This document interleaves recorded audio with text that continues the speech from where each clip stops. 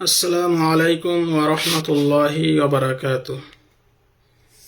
ইন্নাল হামদালিল্লাহ নাহমাদুহু ওয়া নুসাল্লি আলা রাসূলিহিল কারীম। আম্মা বা'দ। সমস্ত প্রশংসা, সমস্ত গুণগান ও সমস্ত গুণকীর্তন সেই মহান করুণাময় আল্লাহ তাবারক ওয়া তাআলার জন্য, যিনি আমাদেরকে মুসলমানের ঘরে জন্মগ্রহণ করিয়েছেন এবং তার সাথে সাথে ইমানের মতো সম্পদ দান করেছেন। তাই তার শুকরিয়া স্বরূপ বলি আলহামদুলিল্লাহ। ও তারই পরে পরে দরুদ ও সালাম প্রেরণ করি সেই মহানবীর প্রতি, যাকে আল্লাহ তাবারক ওয়া তাআলা দুনিয়াবাসীর জন্য রহমত স্বরূপ পাঠিয়েছিলেন। তার শুকরিয়া স্বরূপ বলি সাল্লাল্লাহু আলাইহি ওয়াসাল্লাম। আপনাদের সামনে যে বিষয়টা আলোচনা গতকাল করেছি এবং আজকেও করব, সেটা হচ্ছে ওয়াকফ সম্পর্কে। ওয়াকফ এটা খুবই গুরুত্বপূর্ণ বিষয়। এই বিষয়ে প্রত্যেকটা মুসলমানকে জানা উচিত। ওয়াকফের সঙ্গে মুসলমানদের অস্তিত্ব জড়িত রয়েছে। যেমন আপনাকে বলি, একজন মুসলমানকে প্রকৃত মুসলমান হওয়ার জন্য, একটা হচ্ছে মুসলিম ঘরে জন্মগ্রহণ করেছি, সেই সূত্রে আমি মুসলিম, আমার আব্বা মুসলিম, আমার মা মুসলিম, আমি সেখানে জন্মগ্রহণ করেছি, তাই আমি মুসলিম হয়েছি। তাদের সাথে থেকে ইসলাম শিখেছি, আল্লাহকে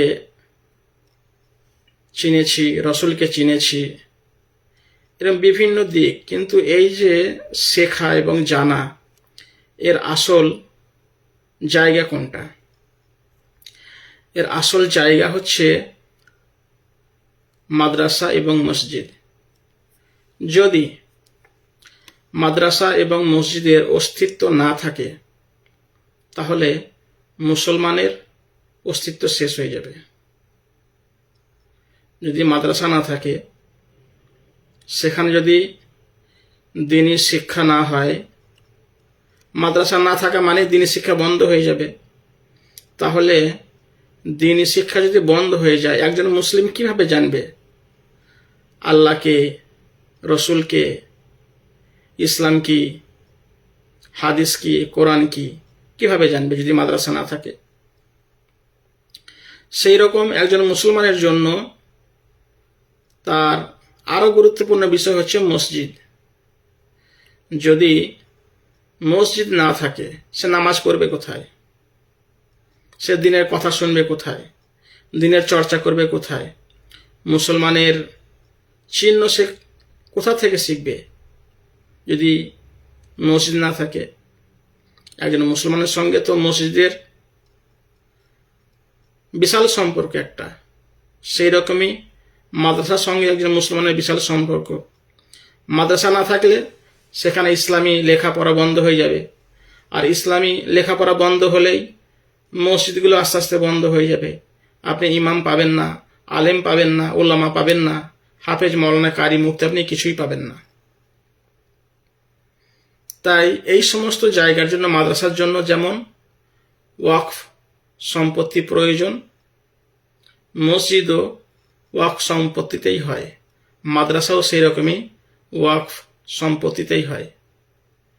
যদি ওয়াকফ সম্পত্তি আমাদের কাছ থেকে হাতছাড়া হয়ে যায়, তো মুসলমান নামটাই শেষ হয়ে যাবে। তখন আমাকে আপনাকে অমুসলিম নামেই পরিচয় দিতে হবে। হয়তো 2, 5, 10 বছর, 20 বছর আপনার নাম থাকবে মুসলিম, কিন্তু দেখা যাবে আস্তে আস্তে তারপরে মুসলমান নামটাই আপনার শেষ হয়ে যাবে। যদি ওয়াকফ বিলকে আমরা যদি খারিজ না করতে পারি, যদি আমরা এটাকে রিজেক্ট না করতে পারি, আমাদের কিন্তু মুসলিম পরিচয় দেওয়াটাই সমস্যা হয়ে যাবে। মানে আমরা মুসলিম পরিচয়ে আস্তে আস্তে ভুলে যাব। তাই আমাদের যে কোনো মূল্যে এই ওয়াকফ যে বিল, এটাকে আমাদেরকে আটকাতেই হবে। নিজের জীবনের বিনিময় হলে তবু আটকাতে হবে। যদি আমরা এই ওয়াকফ বিলকে না আটকাতে পারি তাহলে আমরা মুসলিমই থাকতে পারবো না। এটা আমাদের ইমানের সাথে সম্পর্ক এই ওয়াকফ সম্পত্তির। যদি আপনার মাদ্রাসা চলে যায়, মসজিদ চলে যায়, আপনার খানকা চলে যায়, এগুলো সবই তো ওয়াকফের জায়গায়। ওয়াকফকে আপনার কাছে ওয়াকফ সম্পত্তিকে আপনার কাছ থেকে কেড়ে নেওয়া মানেই আপনার ইসলামের সমস্ত কিছু কেড়ে নিল। এটা আপনাকে জানতে হবে। তাই আমাদের প্রত্যেকের উচিত গ্রামের প্রত্যেকটা মানুষকে ওয়াকফ সম্পর্কে সচেতন করা। ওয়াকফ কি, ওয়াকফ কেন, ওয়াকফের হুকুম কি, এটা তো আমাদের একটা শরীয়ত। ওয়াকফ হচ্ছে আমাদের একটা শরীয়ত। শরীয়তের একটা আমাদের বিষয়, একটা পাঠ ওয়াকফটা। এই ওয়াকফ সম্পর্কে আমাদের প্রত্যেকটা মানুষকে সচেতন করতে হবে এবং যে কোনো মূল্যে এই ওয়াকফ সংশোধনী যে বিল, সংশোধন নামে যে বিল আনছে, এই বিলকে আমাদের আটকাতেই হবে যে কোনো মূল্যে, যে কোনো উপায়ে। চাই তাতে জান চলে যায়, কিন্তু আমাদের এই বিলকে আটকাতেই হবে। আল্লাহ আমাদের সকলকে এ বিষয়ে সচেতন হওয়ার তৌফিক দান করুন এবং অন্যদেরকেও সচেতন করার তৌফিক দান করুন। আমিন। যাই হোক, এটা আমাদের প্রত্যেকটা মানুষকে নিজে জানতে হবে এবং অপরকে জানাতে হবে। এটা আমাদের প্রত্যেকের দায়িত্ব। আজকে জেনে রাখবেন, যে সমস্ত রাজনৈতিক নেতা নেত্রীরা রয়েছে তারা কিন্তু তাদের স্বার্থে আমাদের কাছে আসে। এই যে বিপদে তারা যদি আমাদের কাছে আসে, জানতে হবে তারা আমাদের বন্ধু। তারা যদি আমাদের বিপদে, আমাদের দুঃখে, আমাদের এই সমস্যায় যদি তারা আমাদের সাথ দেয়, জেনে নেবেন যে এরা হচ্ছে আমাদের বন্ধু। আর যদি তারা আমাদের সাথ না দেয়, আপনার সাথ না দেয়, জানবেন যে না, এরা আমাদের বন্ধু নয়, এরা হচ্ছে মুনাফিক চরিত্রের মানুষ। তাই এই সময় আমাদের বন্ধু চেনার সময় এসছে। বন্ধু এবং শত্রুকে চিনতে হবে। একটা বিষয় আপনারা দেখুন, পার্লামেন্টে যে ওয়াকফ বিল পাস হলো, এই বিল পাসে কতজন ওই বিল পাসের পক্ষে ছিল আর কতজন এর পক্ষে ছিল না, সেটা আপনারা অনেকে বুঝতে পারছেন। সেইগুলো আমাদের নাম বলার প্রয়োজন নেই, সবাই জানছে। কিন্তু তবুও যদি আমরা নিজে জেনে বুঝে যদি আমরা গর্তে পা দিই, তাহলে সে দোষ কিন্তু আমাদেরই। তাই আমাদের প্রত্যেকটা মানুষকে জেনে বুঝে আমাদের বন্ধু বানাতে হবে, এটা আমাদের খেয়াল করতে হবে। আজকে দেখুন, তারা তাদের স্বার্থে ভোটের সময় তারা বহু কিছু বলে আমাদেরকে, বহু কিছু বলে। তাই কাউকে বিশ্বাস করবেন না। কাউকে বিশ্বাস করলে নিজে ঠকবেন। আজকে আমাদের সবাই ঠকিয়েছে, এখনো ঠকাচ্ছে। যদি আমরা এই বিষয়টা না বুঝতে পারি, তাহলে আমাদের নিজের পায়ে কুড়ুল কিন্তু আমরা নিজেরাই মারছি। তাই খুব সাবধান, সচেতন হন এবং অপরকে সচেতন করুন। তারপর আরেকটা কথা বলবো, আজকে আমরা সারা জীবন অপরের পিছনে পিছনে আমরা ঘুরে বেড়াই। সারা জীবন আমরা মুসলিমরা এমন একটা জাতি যে আমরা অন্যকে খুব বিশ্বাস করি, তার উপর খুব ভরসা করি যে ইনি আমাদের পার করবেন, ইনি আমাদের বিপদে আপদে থাকবেন। সমস্ত জায়গায় আমরা অন্ধের মতো তাদেরকে বিশ্বাস করি এবং আমাদের যত যা কিছু তাদের কাছে আমরা সুপ্রত করি, আমরা করি এটা। কিন্তু এটা হচ্ছে আমাদের জন্য বিশাল বড় একটা বোকামি। এর জন্য আমাদের এই বোকামি থেকে বেরিয়ে আসার জন্য আমাদের যেটা সব থেকে বড় করণীয়, সেটা হচ্ছে আমাদের শিক্ষা। শিক্ষাকে আমাদের 1 নম্বরে রাখতে হবে। শিক্ষা থেকে যদি আমরা পিছিয়ে যাই, তাহলে আমরা সব জায়গাতে পিছিয়ে থাকব। আর আমরা কিন্তু মুসলিমরা এই শিক্ষা থেকে পিছিয়ে আছি। শুধু মুসলিমরা নয়, আপনি অন্যান্য অমুসলিমদের মধ্যে দেখেন, যারা শিক্ষায় পিছিয়েছে তারা পিছিয়েই আছে, আর যারা শিক্ষায় এগিয়ে গেছে তারা কিন্তু এগিয়ে আছে। আপনি সারা পৃথিবীতে দেখুন না, সারা পৃথিবী দিকে আপনি লক্ষ্য করুন, যারা শিক্ষায় এগিয়ে তারা এগিয়ে, সব জায়গায় তারা এগিয়ে, আর যারা শিক্ষায় পিছিয়ে তারা সব জায়গাতেই তারা পিছিয়ে আছে। আপনার একটা উদাহরণ দিই, যেমন ধরুন আপনারা বাড়িতে 5টা ভাই 5টা বোন, উদাহরণস্বরূপ 5টা ভাই 5টা বোন। তো আপনার বাড়িতে যদি কোনো একটা সমস্যা হয়, সেই বাড়ির মধ্যে কে কথা বলে? দেখা যাবে ওই বাড়ির মধ্যে যে ছেলেটা যে মেয়েটা শিক্ষিত, সেই ছেলেটা সেই মেয়েটাই কথা বলে, আর বাকিগুলো দেখবেন চুপ করে তারা শোনে। তার কারণ তাদের তো সেই সম্পর্কে জ্ঞান নাই, তা তারা কথা বলবে কেন, বলতে যাবে কেন বা বলবে কেন?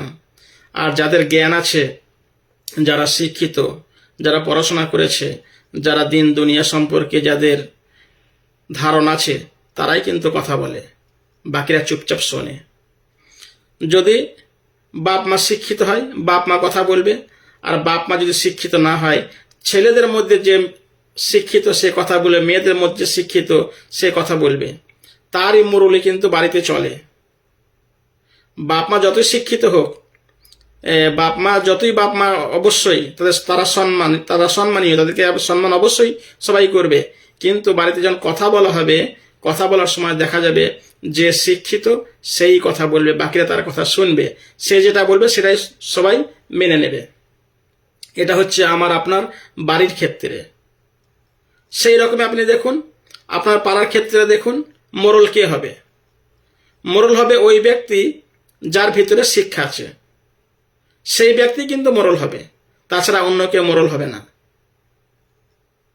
দেখা গেল পাড়ার মধ্যে একজনের পয়সা আছে, সে পয়সার জোরে সে মোড়ল হতে পারে, কিন্তু তার কথা সব জায়গায় গ্রহণযোগ্য হয় না। হয়তো সে পয়সার জোরে, লাঠির জোরে, লাঠি ঘুরিয়ে পয়সার জোর দেখে কথা বলে, কিন্তু পিছনে গিয়ে দেখবেন তার কথা চলে না, তাকে কেউ মানে না। সেই মোড়ল, সেই মূর্খ মোড়ল কোনো কথা বলতে গেলে দেখবেন পাড়ার মধ্যে শিক্ষিত ছেলে তার পরামর্শ নিয়েই তারা কথা বলে, দেখবেন সে মূর্খ কিন্তু নিজে নিজে মোড়লি করতে পারে না। তাহলে এখানে আপনার শিক্ষা দরকার। আপনি গ্রামের মধ্যে দেখুন, গ্রামের মধ্যে কে কে মোড়ল হবে? গ্রামের মোড়ল কে হবে? নিশ্চয়ই একজন মূর্খ মানুষ মোড়ল হবে না। গ্রামের মধ্যে মোড়ল হবে সেই ব্যক্তি যার ভিতরে শিক্ষা আছে, সেই ব্যক্তি কিন্তু মোড়ল হবে। মূর্খ মানুষ গ্রামের মোড়ল হতে পারে না। এটা গেল গ্রামের ব্যাপার। আপনার গ্রামের ভোটের যে সদস্য নির্বাচন হয়, কাকে করে? কোনো মূর্খ কি করে? মূর্খ যদি কোনো কারণবশত সদস্য হয়েও যায়, কিন্তু মূর্খের আশেপাশে বা মূর্খের উপরে দেখবেন কোনো শিক্ষিত লোকের হাত আছে। সেই শিক্ষিত লোক ওই মূর্খ মেম্বারকে বা মূর্খ সদস্যকে যা বলে কিন্তু সেই শোনে, সেই কথাটাই সে শোনে। সে মূর্খ কিন্তু নিজে তার করার কোনো ক্ষমতা নেই। মূর্খটা যদি কোনো কিছু এদিক ওদিক করতে, শিক্ষক তাকে ধরিয়ে দেয়, ভাই তুমি এটা করছো ঠিক নয়, এটা ঠিক, তখন সে মূর্খটা মেনে নেয়। সেই রকম আপনি পঞ্চায়েত দিকে যান, পঞ্চায়েতে গিয়ে আপনি দেখবেন একজন শিক্ষিত মানুষের গুরুত্ব আছে। এক কথায় আপনি যেখানেই যাবেন আপনার শিক্ষা দরকার। শিক্ষা ছাড়া আমাদের কোনো রাস্তা নেই। আমরা বহু জায়গাতে বহু টাকা পয়সা খরচ করি, ব্যয় করি, কিন্তু শিক্ষার ক্ষেত্রে আমরা বলি আমাদের টাকা নেই, পয়সা নেই। এগুলো আমাদের খেয়াল করতে হবে। সেরকম আপনি দেখুন যে আজকে পৃথিবীতে ইহুদি কত পার্সেন্ট আছে? পৃথিবীতে দেখুন ইহুদিরা মোড়লি করছে। কেন? তাদের মধ্যে শিক্ষা আছে, পুরো দুনিয়া তাদের হাতে, তাই তারা মোড়লি করছে। আর আমাদের মধ্যে শিক্ষা নাই, তা আমরা মুরলি করব কি করে? শিক্ষা নেই, শিক্ষা আমরা পিছিয়ে। নবী সাল্লাল্লাহু আলাইহি সাল্লাম কি বলেছেন? ইয়ে করো, প্রথম যে ওহী নাজিল হয় সেটা হচ্ছে ইয়ে করো, তোমরা পড়ো।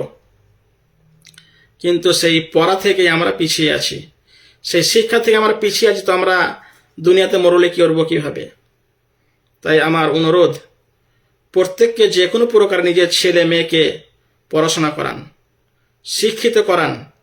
আজকে আপনি দেখুন আপনার গ্রামে কটা মাস্টার আছে, কটা পুলিশ আছে, কটা আর্মি আছে, কটা লোক ব্যাংকে চাকরি করে, কটা লোক রেলে চাকরি করে, কটা লোক পুলিশে চাকরি করে, এরকম যত চাকরি ডিপার্টমেন্ট আছে, কটা লোক চাকরি করে? আমরা শিক্ষা থেকে বহুগুণে পিছিয়ে আছি, তাই আজকে আমাদের এই দশা। কোর্টে আপনার কটা উকিল আছে, কটা জজ আছে বলুন? কিন্তু ভেবেছেন এইগুলো? না, আপনার ভাবার সময় কোথায়? আপনার ভাবার সময় নেই। আমরা যতদিন পর্যন্ত শিক্ষায় না এগোতে পারবো, আমরা সারা জীবন পিছিয়েই থাকব। অপরদের দেখে, অন্য জাতিদেরকে দেখে শিখুন। আমরা খাওয়া আর পোশাকে আমরা ব্যস্ত। আমার সন্তানদের পিছনে খরচে আমার ব্যস্ত নেই, যে আমার একটা সন্তানকে শিক্ষিত করতে হবে, হাফেজ করতে হবে, মওলানা করতে হবে। শুধু হাফেজ মওলানা করলেই হবে না, তার সাথে সাথে দুনিয়াতে থাকতে গেলে, দুনিয়াতে বাঁচতে গেলে, সম্মান পেতে গেলে আপনাকে দুনিয়াবী শিক্ষাতেই আপনাকে শিক্ষিত হতে হবে। শুধু হাফেজ মওলানা হয়ে আপনি দুনিয়া চলতে পারবেন না। হাফেজ মওলানা আলহামদুলিল্লাহ অবশ্যই হতে হবে। হাফেজ মওলানা, মুফতি, কারি, মুহাদ্দিস হওয়ার সাথে সাথে আমাদেরকে দুনিয়াবী শিক্ষায় আমাদের শিক্ষিত হতে হবে। ডাক্তার হতে হবে, জজ হতে হবে, উকিল হতে হবে, ব্যারিস্টার হতে হবে। এক কথা, দুনিয়ায় চলতে গেলে দুনিয়ার যা কিছু প্রয়োজন আপনাকে সেইগুলো হাসিল করতে হবে, তবেই আপনি দুনিয়াতে সুন্দরভাবে জীবনযাপন করতে পারবেন। আপনি কোনো কারণবশত কোর্টে যাবেন, কোর্টে গিয়ে দেখবেন আপনার কোনো লোক নাই, কে হেল্প করবে আপনাকে? আজকে তো বিভিন্ন বিষয় আমরা দেখছি, কোর্টে গিয়ে আমাদের সঠিক প্রমাণ থাকা সত্ত্বেও আমরা রায় পাচ্ছি না বিচারের। ওদের পক্ষে রায় চলেছে কেন? ওদের লোক ওখানে বসে আছে। সব জায়গায় আপনি দেখবেন যে আমার লোক না থাকার কারণে, আমার কম, আমার জাতি না থাকার কারণে আমরা সব জায়গাতে কিন্তু আমরা হেরে যাচ্ছি। তার একটাই কারণ, সেটা হচ্ছে শিক্ষা। আমরা শিক্ষায় পিছিয়ে, অর্থনীতি পিছিয়ে, সব জায়গায় আমরা পিছিয়ে। তাই আমাদেরকে শিক্ষিত হতে হবে। শিক্ষার আলো আমাদের প্রত্যেকটা ঘরে ঘরে জ্বালাতে হবে। যেমন দিনী শিক্ষা দরকার, দুনিয়াবী শিক্ষাও দরকার। স্কুলও দরকার, মাদ্রাসাও দরকার। যেমন একটা ছেলে হাফেজ হবে, মওলানা হবে, মুফতি হবে, কারি হবে, সেই রকমই একটা ছেলেকে তার সাথে সাথে তাকে MA, BA আর অন্যান্য যা ডিগ্রি আছে সেগুলো তাকে করতে হবে। যদি আমরা না করতে পারি, আমাদের ভবিষ্যৎ কিন্তু অন্ধকার। সেই জন্যই বলা হয়েছে যে শিক্ষা হচ্ছে জাতির মেরুদণ্ড। যে জাতির মধ্যে শিক্ষা নেই, তার মেরুদণ্ড নেই। শিক্ষা ছাড়া একজন মানুষ হতে পারবে না। যদি তার ভিতরে শিক্ষা না থাকে, সে মানুষ কি করে হবে? সে ভালো এবং মন্দ সে বুঝবে কি করে? এইরকম একটা উদাহরণ আপনাদের বলি, যে আমাদের এখানে একটা ছেলে ছিল, তার বাড়ি হচ্ছে ফিলিপাইন, তার নাম হচ্ছে অর্নেল। সে একদিন বলছে যে যার মধ্যে শিক্ষা নেই, সেম সেম কাও। বলছে যদি কোনো মানুষের মধ্যে শিক্ষা না থাকে, সে সেম সেম গরু। শিক্ষা না থাকে মানে সে খ্রিস্টান। সে খ্রিস্টান হলে তার মধ্যে শিক্ষা আছে, সে সমস্ত কাজ জানে। সে যেমন রাজমিস্ত্রির কাজ জানে, সে তেমন পাথর কাটা কাজ জানে। মানে এমন কোনো কাজ নেই যে সে জানে না, আবার সে ভালো শিক্ষিত।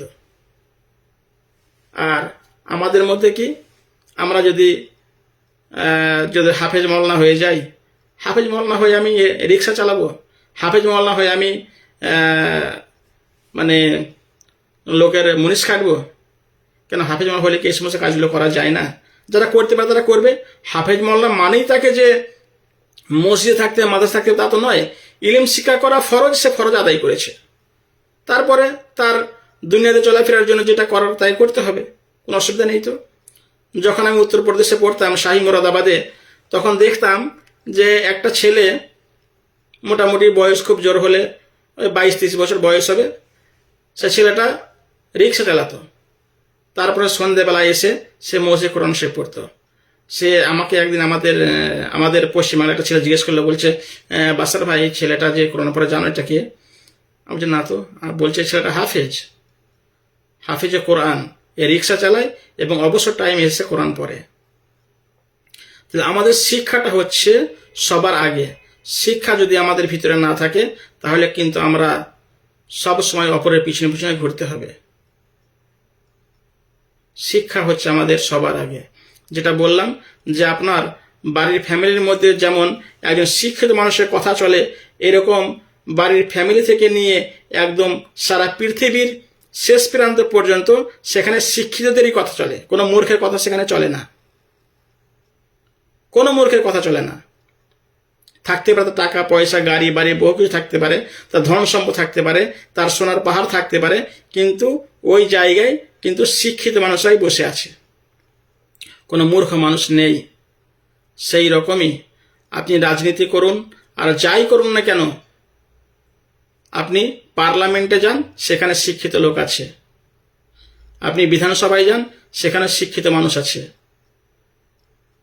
আমরা শিক্ষিত না হওয়ার কারণে সবসময় একজনের পিছনে পিছনে ঘুরতে হয়। আমরা এটা ভাবি না যে আমার পিছনে 10,000 মানুষ ঘুরুক, এটা কিন্তু আমরা ভাবি না। আমরা অপরের পিছনে ঘুরবো, এটাকে আমরা পছন্দ করি। মানে আমরা দাসত্ব করব, অপরের পিছনে ঘুরবো, অপরের দাসত্ব করব, এটা আমরা পছন্দ করি। কিন্তু অপরকে আমি দাস বানাবো, এটা আমরা মনে করি না। বড় আফসোস। প্রত্যেকটা মুসলিম এলাকায় যান, প্রত্যেকটা মুসলিম এলাকায় একই অবস্থা। শিক্ষায় তারা সর্বদিক দিয়ে তারা পিছিয়ে আছে, সর্বদিক দিয়ে। যেমন দুনিয়াবী শিক্ষায় পিছিয়ে আছে, দিনের শিক্ষায় পিছিয়ে আছে। না দুনিয়া আছে না দিন আছে, দিনও নেই দুনিয়াও নেই। আপনি মসজিদে যান, দেখবেন কটা মানুষ সঠিকভাবে নামাজ পড়তে পারে, কটা মানুষ সঠিকভাবে কোরআন পড়তে পারে, আপনি দেখলেই বুঝতে পারবেন। তাহলে এদের মধ্যে দিনও আসলো না, দুনিয়াও আসলো না। যেমন মসজিদের ইমামদেরকে শিক্ষিত হতে হবে, সেরকম আমাদের প্রত্যেকটা জায়গায় শিক্ষার আলো জ্বালাতে হবে। একজন ইমাম সাহেবের উচিত শুধু মসজিদে নামাজ পড়ানো নয়, আর যারা ইমাম থাকবে তাদের উচিত কমিটিকে বোঝানো যে আপনাদের ছেলে মেয়েদের পড়তে পাঠান। শুধু দিনী শিক্ষাই করবে না, সেখানে দুনিয়াবী শিক্ষার ব্যবস্থা করতে হবে। আমাদের প্রত্যেকটা মাদ্রাসাতে আমি মনে করি যে আমাদের যে সমস্ত মাদ্রাসাগুলো আছে, সমস্ত মাদ্রাসাগুলোতে দিনী শিক্ষা এবং দুনিয়াবী শিক্ষা দুটোই রাখতে হবে। মাদ্রাসাগুলোতে দুনিয়াবী শিক্ষা হয় কিন্তু নামমাত্র। আমি তো দেখেছি মাদ্রাসায়, আমারও বাংলা পড়েছি, কিছুটা পড়েছি, কিন্তু সেগুলো নামমাত্র হয়, নামই মাত্র বাংলা হয়, কিন্তু প্রকৃত অর্থে যেভাবে বাংলাটা হওয়া দরকার সেভাবে হয় না। আমি মনে করি বর্তমান সময়ের চাহিদা যে প্রত্যেকটা মাদ্রাসাতে বাংলা, ইংরেজি, ইতিহাস, ভূগোল, এক কথায় স্কুল সার্ভিসের যে সমস্ত ক্লাসগুলো রয়েছে, স্কুল সার্ভিস কমিশন বলুন, আরও যা বলুন না কেন, যেগুলো আছে সেইগুলো প্রত্যেকটা মাদ্রাসায় সেগুলো চালু করা দরকার। এবং তার সাথে সাথে তো দুনিয়াবী দিনী শিক্ষা তো আছেই। আমাদের ছেলে মেয়েদের জন্য আমরা বিভিন্ন জায়গায় দোকানে প্রতিদিন 10 টাকা 20 টাকা ছেলে পিলের জন্য খরচ করতে পারি, কিন্তু যখন একটা ছেলে মাদ্রাসায় যায় তখন তার পিছনে মাসে গেলে 500 টাকা খরচ করতে পারি না। আমি যখন কৈশোর মাদ্রাসায় পড়তাম, আমি দেখতাম যে আমাদের সাথে কিছু 24 পরগনার ছেলেরা পড়তো। তারা কি করতো, যেমন মাদ্রাসায় পড়াশোনা করছে তেমন তারা হাই মাদ্রাসা তারা পড়াশোনা করতো, কিন্তু এই সমস্ত যুক্তিগুলো আমাদের দেওয়ার কোনো লোক ছিল না। বড় আফসোস। তাহলে আমরা কিন্তু তাদের মধ্যে পড়াশোনা করতে পারতাম। তারা অনেকে দেখছি চাকরি করছে, আমাদের সাথীদের মধ্যে অনেকে কিন্তু চাকরি করছে। তারা যেমন মাদ্রাসায় পড়াশোনা করতো, তারা স্কুলে পড়াশোনা করতো, কিন্তু আমাদের যুক্তি এত লোকই ছিল না। এই যে যুক্তি দেবে যে একটা ছেলে মাদ্রাসা এবং স্কুলে দুটো জায়গায় পড়াশোনা করতে পারে, এই পরামর্শ দেওয়ারই আমাদের লোক ছিল না। তা আমরা করবো কি করে? তবু আমি নিজে মওলানা হওয়ার পরে আমি বাংলা ইংরেজি এইগুলো পড়ার চেষ্টা করেছি। আমি তো স্কুলে পড়েছি মাত্র 5 পর্যন্ত, স্কুলে 5 পর্যন্ত পরে আমি মাদ্রাসায় চলে গেছিলাম। তারপরে মওলানা ফারেক হয়ে এসে আমি নিজে আমাদের গ্রামের মওলানা আজিজুর রহমান সাহেবের ছেলে ইজাবুলের কাছে আমি প্রাইভেট পড়তাম মাধ্যমিক পরীক্ষা দেব বলে। তো যাই হোক, যেটা আমি বলতে চাইলাম যে আমাদের শিক্ষায় এগিয়ে যেতে হবে। শিক্ষা ছাড়া আমাদের কোনো রাস্তা নেই, শিক্ষাই হচ্ছে আমাদের শেষ কথা। তাই আমাদের মাদ্রাসা এবং মসজিদগুলোতে শিক্ষার আলো জ্বালাতে হবে। নবী সাল্লাল্লাহু আলাইহি ওয়াসাল্লামের জামানাতে তো মসজিদটাই সব কিছু ছিল। মসজিদে বসে বসে তিনি গোটা দুনিয়ার খবর নিতেন, মসজিদে বসে বসে তিনি রাষ্ট্র পরিচালনা করতেন, আবার মসজিদে বসে বসে তিনি শিক্ষাও দিতেন। মসজিদটাই সব। তাহলে আমাদের মসজিদগুলো হবে না কেন? শুধু মসজিদে নামাজ পড়া হবে, এটাই হবে, আর কিছু হবে না? আমাদের তো ঘর আছে, আমাদের ঘর করাতে প্রয়োজন নেই। সেখানে এক যোগ্য ইমাম রাখুন, যোগ্য ইমাম রেখে সে যেমন নামাজ পড়বে, সে আমাদের ছেলে মেয়েদের যেন সে প্রাইভেটে পড়াতে পারে। তাতে সে নিক মাস গেলে 500 টাকা বেতন। আমরা যেই টাকাটা অন্যজনকে বেতন দিই, সেই বেতনটা আমরা মসজিদের ইমামকে দেব, তিনি আমাদের ছেলেদের পড়াবেন। কেন দেব না? আমরা অন্য জায়গায় প্রাইভেট পড়তে গেলে আমার ছেলে মেয়ের পিছনে প্রাইভেট বেতন বাবদ 500-600 টাকা 1000 টাকা খরচ করতে পারি। আমি যদি মসজিদে একজন যোগ্য ইমাম রাখি, সে যেমন হাফেজ মাওলানা মুফতি কারি হবে, সে যেন BA পাস MA পাস হয়, সেরকম আমরা ইমাম রাখি। আমরা চেষ্টা করব। যদি আমরা ধ্যান ধারণা না পাল্টে আমাদের কিছুই হবে না। তাহলে একটা মসজিদ থেকে বহু কিছু করা যায়, কিন্তু এই চিন্তা ভাবনা কে দেবে, এই পরামর্শ কে দেবে, আর কার কথা কে শুনবে? আমাদের উচিত যে আমাদের মসজিদগুলোতে সর্বপ্রথম যোগ্য ইমাম বাছাই করি। যোগ্য ইমামের দ্বারাই বহু কিছু করা যায়। সে যোগ্য ইমাম যেমন আমাদের নেতা, আমাদের ইমাম, আমাদের নামাজ পড়াবে, সেই রকম আমাদের সমাজকে তারা পরিবর্তন করবে। তারা আমাদের ছেলে মেয়েদের যেমন দিন শিক্ষা দেবে, তেমন দুনিয়াবি শিক্ষা দেবে। তার জন্য তাকে আমরা বেতন দেব, অসুবিধা কোথায়? বেতন দিতে কোনো অসুবিধা নেই তো। আমরা যেই বেতনটা অন্যজনকে দিই, সেই বেতন আমরা ইমামকে দেবো, তাহলে তার সংসারও সুন্দরভাবে চলবে, সে খুশি থাকবে, আমাদের ছেলেমেয়েরা শিক্ষিত হতে পারবে। এই চিন্তা ভাবনা আমাদের করতে হবে। শুধু রাজনীতির নামে দৌড়িয়ে বেড়ালে হবে না। দেখছি তো আমাদের গ্রামের অবস্থা, দেখছি তো আমাদের গ্রামের লোক, শুধু আমাদের গ্রামের লোক না, গোটা মানে পশ্চিম বাংলায় মুসলমানরা এত রাজনীতি বুঝে ফেলেছে, সে কি আর বলবো। আর আপনি এই বিপদ দেখুন, আপনি কাউকে পাশে পাচ্ছেন না। আপনি যাদেরকে ভোট দিয়েছেন তারা পার্লামেন্টে পৌঁছাচ্ছে না। কেউ পৌঁছাচ্ছে তো আপনার এই সমস্যা তারা কথা বলছে না, তাহলে তারা আপনার বন্ধু। তারা জানে যে আমি ছাড়া এই মুসলিমদের উপায় নেই। তাহলে আমাদের বিকল্প রাস্তা কিন্তু আমাদেরকে বার করতে হবে। যদি আমরা বিকল্প রাস্তা বার না করি, বিকল্প চিন্তা ভাবনা না করি, তাহলে আমাদের সামনে আগামী দিনে আরো বিশাল সমস্যা আসছে। এই সমস্যার কারণ আমরাই। তাই আমার শেষ কথা হচ্ছে, আমাদের শিক্ষায় এগিয়ে যেতে হবে। আমার ছেলে মেয়েদেরকে শিক্ষিত করতে হবে। আমাদের জীবন যা হয়েছে সেটা পরের কথা, কিন্তু আমার ছেলে মেয়েদেরকে উচ্চ শিক্ষায় শিক্ষিত করতে হবে। আমি আমার নিজের একটা কথা বলছি, আমার মেয়েকে আমি ভাবছিলাম যে একটা ভালো মাদ্রাসায় ভর্তি করব, এটা আমি ভাবছিলাম। সেই মাদ্রাসাটা যেমন সেখানে হাফেজ মাওলানা হবে, যেন সেখানে দুনিয়াবী শিক্ষাটা খুব সুন্দরভাবে হয়। তাতে টাকা পয়সা খরচ হয়, হোক, সে মাস গেলে যা খরচ হয় তাতে অসুবিধা নাই, আমি খরচ করব। কিন্তু আমাদের পুরো বর্ধমান জেলার মধ্যে একটা ভালো মাদ্রাসা পেলাম না, যেখানে খুব সুন্দর গাইড দিয়ে দিনী এবং দুনিয়াবী শিক্ষা দুটোই করানো হয়। বহু খোঁজ খবর করেছি, বহু খুঁজেছি আমি। আছে নাম মাত্র, নামে চলছে, শুধুমাত্র নামে চলছে যে অমুক মাদ্রাসায় এরম পড়া, অমুক পড়া হয়। খোঁজ নিয়ে দেখলাম, বলছে না, আপনি যেটা বলছেন সেটা হবে না। আমি চাইছিলাম একটা মেয়ে যেমন সে মৌলানা বা হাফেজ পাস হয়ে যাবে, তার সাথে সাথে সে যেন মাধ্যমিক, উচ্চ মাধ্যমিক, বিয়ে যেন এগুলো হয়ে যায়, যেটা পাস হয়ে যায়। কিন্তু আমাদের পুরো বর্ধমান জেলার মধ্যে একটা মাদ্রাসা আমি পাইনি, একটা মাদ্রাসা নাই। শেষ পর্যন্ত বাধ্য হয়ে আমার মেয়েকে আমি ভর্তি করলাম কোথায়? বসিরহাটে ভর্তি করলাম। তো বর্তমান মুসলমানরা শিক্ষায় কোথায় পৌঁছে, শিক্ষার অবস্থা কি, এটা দেখলে বোঝা যায় যে মুসলমানদের এরকম অবস্থা কেন আসছে। আমরা অপরের পিছনে ঘুরতে ভালোবাসি, অপরকে নিয়ে আমরা নারা দিতে ভালোবাসি, অমক জিন্দাবাদ, তমক জিন্দাবাদ, এই জিন্দাবাদ, সেই জিন্দাবাদ। কিন্তু আমি কোথায় পড়ে আছি সেটা আমি দেখছি না, শুধু জিন্দাবাদ করেই বেড়াচ্ছি দিন রাত, জিন্দাবাদ আর জিন্দাবাদ। এইগুলো মানুষকে বুঝতে হবে। আমরা যদি না বুঝি, আমাদের সামনে আরো ভয়াবহ দিন আসছে, আরো ভয়াবহ। শুধু আমাদেরকে তারা ব্যবহার করবে, তাদের স্বার্থে তারা আমাদেরকে ব্যবহার করবে। আপনি দেখেন বিগত দিনে যারা আমাদেরকে ব্যবহার করেছিল, তারা আপনার কাছে কেউ আসে? কেউ আসে না। তারা এখন আপনার কাছ থেকে যারা ফায়দা পাচ্ছে, তারা আপনার কাছে আসছে। এমন দিন আসবে আপনি দেখবেন, এরা যখন আপনার কাছে ফায়দা পাবে না, আপনার কাছে তাদের লাভ হবে না, তারা দেখবে আপনার কাছে আসবে না, তারাও হাত গুটিয়ে নেবে। এই হচ্ছে এদের অবস্থা। ওরা আমাদের কাছে আসে শুধু তাদের স্বার্থে, আমাদের স্বার্থে তারা আসে না।